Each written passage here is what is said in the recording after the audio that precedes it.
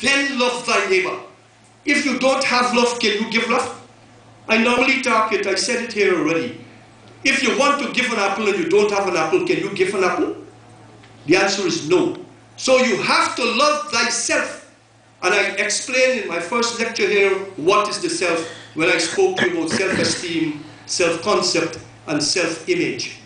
The self is no other than you, the individual, which you cannot see. Love thyself. These are the 10 commandments, and much more than that the Hindu scriptures have, my dear devotees of God.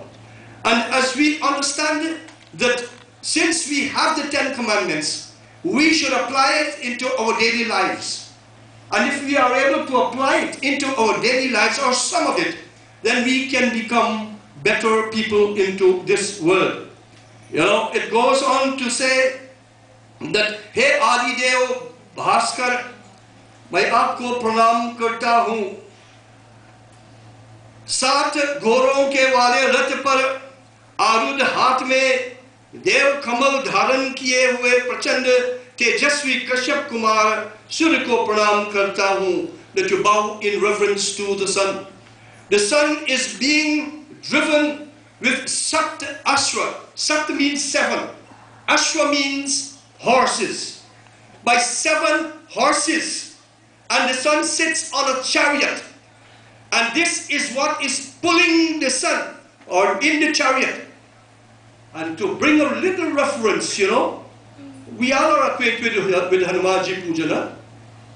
And for those who do not know the Hindu scriptures, let me remind you, if you do Hanuman Upasana, you will find that Hanumanji wanted a guru. He wanted a teacher. And so he went to Surya Lok. And when he went to Surya Lok, the classes were already filled. Today you go to school and they tell you if you got more than 20 children in a class, we can't take more. It is not only now. From the beginning, when Hanumanji went there, Surya Narayan Swami told him, my class is already filled, I cannot take you in anymore. He appealed and said, look, please do take me in. How am I going to take you? There is no seat for you to sit. He said that, you know what? I will walk backwards as you are traveling, and I will learn whatever you are teaching. Hanumanji walked backwards as the Surya Narayan was going forward, and in a few days he mastered all Vedic literature and came back upon this earth again, my dear friends. We can go on to tell you the magnanimity of the sun. In the Mahabharata war, when Arjun swore, and that is what you ought not to do. You ought not to swear, because in swearing, you are committing yourself. Arjun swore that before sunset, he will kill a certain person, and they hide the person, Duryodhana hide the person for the whole day. And you know what happened? When Yudhishthir said, you know what, look what will happen here now, Arjun will commit suicide, the sun is setting. He said, okay, we can't interfere with the movement of the sun. Exact words, we cannot interfere with the movement of the sun. What did Lord Krishna do? He then, out of his power, created a very dark cloud because it was coming closer to the time of sunset and covered the sun. Duryodhana said, you know what? Come and rejoice seeing your enemy committing suicide. And they were enjoying themselves. They brought the person in front. Lord Krishna said, Arjun, your enemy stand in front of you. Look, the sun is still up there in the atmosphere. Remove the cloud. The sun was still doing what it has to do, and Arjun had killed his enemy. So dear friends, this is how we understand the movement of the sun. This is how we understand, and not only that is in life. In death, you know what happened to us? Let me bring one more example to you. It is said that when you die, the person go wherever they got to go. But you know, when you got to return, you know what the Garud Puran tells us? The Garud Puran tells us we go to Surya Mandal. You know what is Surya Mandal? Surya Mandal is the world of the sun. And according to your actions, that is where you are going to be born. So when the sun then North America, if you are supposed to born in North America, you were born in North America. Your life done up in the sun already. If you go to South America, or if you go to Africa, wherever it goes, and your action determined that is the place where you have to be born, that is where you are going to be born. When we do Vedanta, we learn from the Upanishad how will life come back into this world, my dear friends. And this is how we understand Surya Narayan Swami. This morning, let me say God bless this entire family.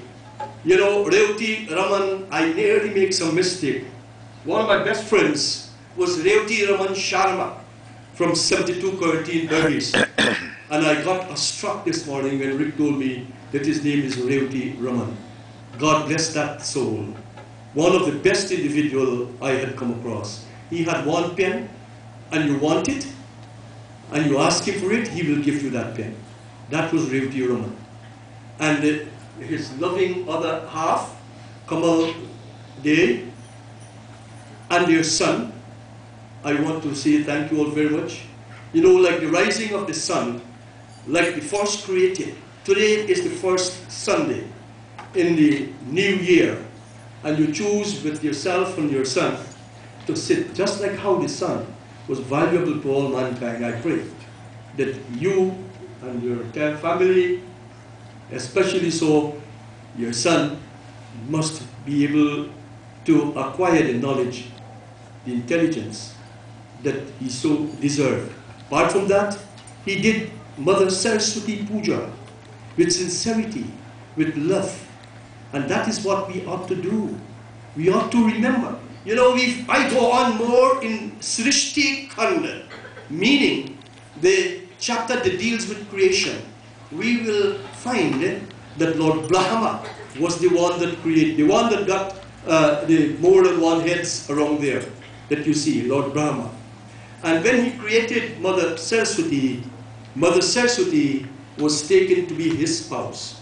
Mother Lakshmi was taken to be the spouse of Lord Vishnu, and Mother Durga was taken to be the spouse of Lord Shiva.